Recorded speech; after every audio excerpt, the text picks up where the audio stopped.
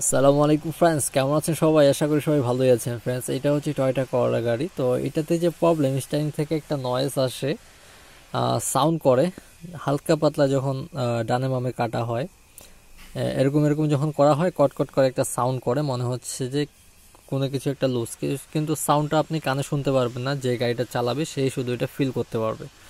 ওকে, তো এরকম স্টারিং কাটাকাটি করলে, ডানে বামে ফুল কাটাকাটি করলে একটা সাউন্ড হয়, সেটা হচ্ছে সিবি জয়েন্টের। সেটা সাউন্ডটা বাইরে থেকে পাওয়া যায়। তো মূলত এই সাউন্ডটা আপনি এভাবে পাবেন না, এটা হাতে একটা ফিল পাবে, যে গাড়িটা চালাবে সে বুঝতে পারবে যে কোথায় জানি কোনো কিছু একটা লুজ হয়ে গেছে। ওকে, তো এরকম করলে আপনি সেটা বুঝতে পারবেন। তো এরকম করে এই গাড়িটাতে সাউন্ডটা হচ্ছিল, আমরা ডায়াগনোস করলাম। মূলত যে এটা সমস্যা সেটা হচ্ছে এটার ইপিএস ইলেকট্রনিক পাওয়ার যে মোটরটা আছে, সেটা একটা প্রিমিয়াম থাকে, সেটা এটার খারাপ হয়ে গেছে। ওকে, তো আমি এটা খুলতেছি, সব কিছু আপনাদেরকে দেখাবো, কোথায় কি খারাপ হয়, কিভাবে এটা কাজ করে, এবং কি কি খুলে আমি এটা চেঞ্জ করতেছি। আপনারা ওইভাবে করতে পারবেন শর্টকাটে। তো নিচে কিছু কাভার লাগানো থাকে, এই কাভারগুলো আমি খুলছি, দেখতে পাচ্ছেন এখানে। আর এটা হচ্ছে স্টার্টিং হুইলের নিচে থাকে একটা কাভার, আর এটা নিচের দিকে। আর এখানে একটা এয়ারব্যাগ লাগানো থাকে, সেই এয়ারব্যাগটা খুলতে হয়। ওকে, তো মূলত এগুলো খুলে তারপর এখানে 4টা 12 নাম্বার বল্টু থাকে স্টার্টিং হুইলটা পুরো নিচে ডাউন করার জন্য। তো আপনাদেরকে দেখাচ্ছি আমি জিনিসটা কোথায় কোথায় থাকে, কোন নাটগুলা কিভাবে কিভাবে খুলবেন, শর্টকাটে কিভাবে কাজ করবেন, ভিডিওটা দেখলে আপনারা বুঝতে পারবেন।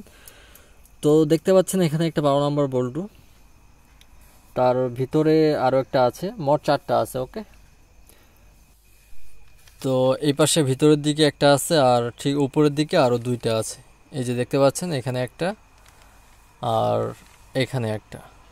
এই 4টা বল্টু খুলে আমরা স্ট্যান্ডটাকে নিচে ডাউন করে দিব। পুরো স্ট্যান্ডটা বের করার কোনো প্রয়োজন নেই, শর্টকাটে। এটা হচ্ছে ডিএলসি ডায়াগনোসিস কানেক্টর, এটা হচ্ছে ইয়ারব্যাগের কানেক্টর। ওকে, জ্যাক। তো এগুলো এখানে আমরা খুলছি, আর এটা এভাবে করে আপনি এটা উপর নিচ করে দিতে পারবেন। উপর নিচ করে ইজিতে 12 নাম্বার যে বল্টুগুলো নাটগুলো আছে সেগুলো খুলে ফেলতে পারবেন। ওকে, তো এগুলো আমি খুলে আপনাদেরকে দেখাচ্ছি, পুরো ভিডিওটি দেখতে থাকুন, তাহলে বুঝতে পারবেন। এটা হচ্ছে টর্ক সেন্সর। তো এই টর্ক সেন্সরটা কিভাবে কাজ করে, স্টারিংটা কাটলে যে মোটরটা আছে ইলেকট্রনিক, সেটা কিভাবে কাজ করে এই ভিডিওতে আপনাদেরকে দেখাবো। তো পুরো ভিডিওটি দেখতে থাকুন ধৈর্য সহকারে। ভিডিওটি যদি আপনি টেনে টেনে দেখেন তাহলে অনেক কিছুই আপনি মিস করবেন, বুঝতে পারবেন না বিষয়গুলা।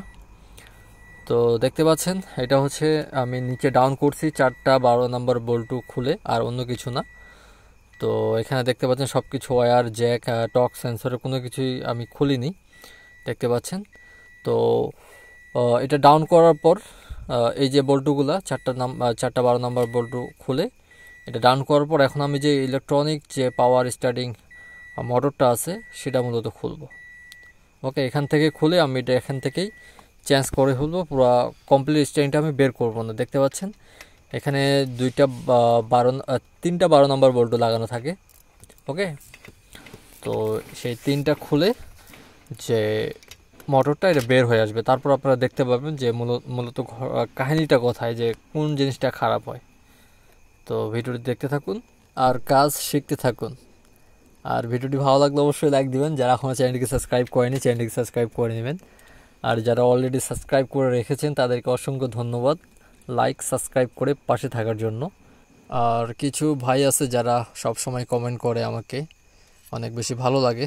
তো আপনারাও কমেন্ট করে জানাবেন আপনাদের কেমন লাগে ভিডিওগুলো, আর আপনারা কিছু শিখতে পারতেছেন কি না, আর কি টাইপের ভিডিও চান, কি কাজের। ওকে, আমি চেষ্টা করব যখনই সময় পাই তখনই আপনাদেরকে কিছু দেখানোর, শেখানোর। যদিও আমি খুব বেশি একটা সময় পাই না, সবসময় ব্যস্ত থাকি, এখনও কাজ করতেছি এবং এক হাত দিয়ে ভিডিও করতেছি।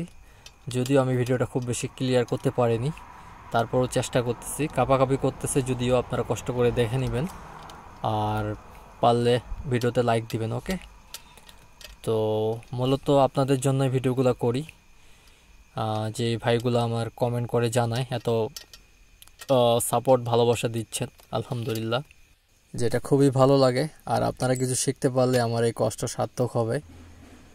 তো আশা করি আপনারা পুরো ভিডিওটি দেখবেন। আর ভিডিওটি অনেক লম্বা করে ফেলছি, যদিও আপনাদের সময়ের মূল্য অনেক বেশি, তারপরেও আপনাদেরকে ভালো করে দেখানোর জন্য ভিডিওগুলো আসলে লম্বা করি বা হয়ে যায়, যত চেষ্টা করি শর্টকাটের ভিতরে করা তারপরেও হয় না। তো যাই হোক, এখানে যে 3টা বোল্টও ছিল সেটা খুলে ফেললাম। খোলার পর আমি এখন এটা খুলবো। ওকে, তো এটা হচ্ছে মডিউল এবং মোটর দুইটা একসঙ্গেই থাকে এটার, দেখতে পাচ্ছেন। এটা বের করলাম, তো যে মোটরটা সেটা খুলে ফেললাম। তো এখানে মূলত যে পিনিয়ামটা আছে দেখতে পাচ্ছেন, এটা হচ্ছে গুঁড়া হয়ে গেছে। এটা হচ্ছে মোটর। ওকে, ইসিউর সঙ্গে এটা মোটরটা হচ্ছে ফিক্সড। তো এটা এইভাবে ঘুরে মোটরটা। তো এই মোটরটা যখন ঘুরে তখন আমাদের যে স্টিয়ারিংটা আছে সেটা ফ্রি হয়ে যায়, হাতের যে স্টিয়ারিংটা হুইলটা সেটা ফ্রি হয়ে যায়। তো এই গাড়ির স্টিয়ারিংটা তো ফ্রি আছে, কোনো সমস্যা নেই, ফ্রি একদম। কিন্তু সমস্যাটা হচ্ছে যে সাউন্ডটা করে। তো দেখতে পাচ্ছেন যে প্রিমিয়ামটা সাইডে যে রাবারগুলো থাকে সেগুলো আসলে গুঁড়া হয়ে গেছে এখানে, যেটার কারণে স্টিয়ারিংটাতে একটা প্লে চলে আসছে, যে খটখট যে একটা সাউন্ড সেটা শুরু হয়ে গেছে। তো মেন কথা হচ্ছে এটা লাগানোর আসলে কারণটা কি, কোম্পানি চাইলেও তো এটা ডাইরেক্ট লোহার সঙ্গে লোহা প্রিমিয়াম দিয়ে দিতে পারতো। সেক্ষেত্রে যে সমস্যাটা হইতো সেটা যখনই ইপিএস যে মোটরটা আছে ঘুরতো, লোহার সঙ্গে লোহা ডাইরেক্ট কালেকশন হওয়ার কারণে হাতের কাছে আপনি যখন স্টিয়ারিংটা ধরে থাকবেন তখন অল টাইম একটা ভাইব্রেশন ফিল হবে। যেই ফিলটা কমানোর জন্য এখানে মাঝখানে একটা রাবার দিয়ে এটাতে ঘোরানোর বিষয়টা ফিটিং করছে। ওকে, যখনই মোটরটা ঘুরবে প্লাস্টিক হয়ে আপনার হাতের কাছে যেন সেই যে ভাইব্রেশনটা সেটা যেন না যায়। তো মূলত এটার কারণেই রাবার যে প্রিমিয়ামটা দেওয়ার মূল কারণ হচ্ছে এটাই। এটা এখন কিভাবে কাজ করে ইপিএস ইলেকট্রনিক যে মোটরটা সেটা আপনাদেরকে দেখাচ্ছি। টর্ক সেন্সরের মাধ্যমে আমি যখন একটু স্টার্টিংয়ে টর্ক লাগাবো তখন এটা ঘুরবে। আমি গাড়িটা স্টার্ট করে নিলাম এখানে। ওকে, তো যখনই আমি একটু স্টার্টিংয়ে যেদিকে আমি ডানে বা বামে হালকা করে একটু শক্তি লাগাবো তখনই দেখুন ইপিএস যে মোটরটা আছে সেটা কত জোরে ঘুরতেছে। যত আমি এটাতে শক্তি লাগাবো ডানে বা বামে তত এটা স্পিডে ঘুরবে আমার স্টার্টিংটাকে ইজি করার জন্য। দেখতে পাচ্ছেন, দেখুন আমি হালকা করে কাটতেছি, এটা কত স্পিডে ঘুরতেছে, কত একটা শক্তি লাগাচ্ছে। এমনি থেকে এটা ঘুরবে না যখন আপনি স্টিয়ারিংটাকে টাচ করবেন না। যখন একটু ডানে বা বামে আপনি ঘোরাতে যাবেন তখনই আপনার এটা আরও ইজি করে দিবে। ওকে, তো মূলত এইভাবে এটা কাজ করে। ইপিএস কন্ট্রোল মডিউল এবং মোটরের সাহায্যে টর্ক সেন্সরের মাধ্যমে সিগন্যালগুলো নিয়ে তারপর এটা মূলত কাজটা সম্পূর্ণ হয়। ওকে, দেখতে পাচ্ছেন আমরা এখানে নিয়ে আসছি ড্যাম্পার ইলেকট্রনিক ইপিএস প্রিমিয়াম।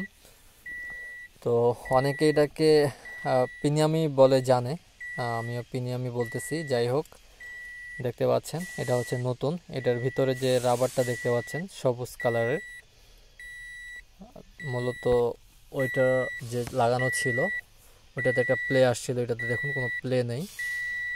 দেখতে পাচ্ছেন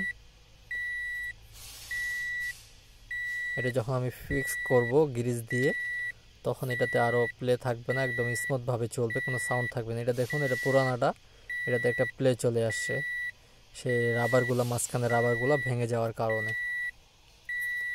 ওকে, তো এটা হচ্ছে নতুনটা দেখুন কিভাবে একটা টাইট ফিটিং হচ্ছে এখানে, আর যেটার কারণে আর কোনো সাউন্ড করবে না। তো মূলত এটা এই জায়গাটা আমরা পরিষ্কার করে এখানে হালকা করে গ্রিজ দিয়ে এটা আমরা এখানে ফিটিং করব। ওকে, তো পুরো ভিডিওটি দেখতে থাকুন, আর ভিডিওটি ভালো লাগলে অবশ্যই লাইক দিবেন এবং কমেন্ট করে জানাবেন। তো মূলত এটা হচ্ছে পুরোনোটা। তো বাকি এখন আমি এই ইলেকট্রনিক ইপিএস মোটরটা ফিটিং করব, আর বাকি যেগুলো খুলছিলাম সব কিছু ফিটিং করে কাজটা কমপ্লিট করব। ওকে, তো ফ্রেন্ডস আলহামদুলিল্লাহ গাড়ি একদম কমপ্লিট, সব কিছু ফিটিং করছি। যে সাউন্ডটা ছিল আলহামদুলিল্লাহ সাউন্ডটা নেই, গাড়ি আমি চালাই দেখলাম একদম সব কিছু ঠিকঠাক আছে। তো মূলত যে সমস্যাটা ছিল ইপিএস ইলেকট্রনিক পাওয়ার মোটরের যে প্রিমিয়ামটা সেটা খারাপ ছিল। ওকে, তো দেখা হবে নেক্সট ভিডিওতে। আল্লাহ হাফেজ।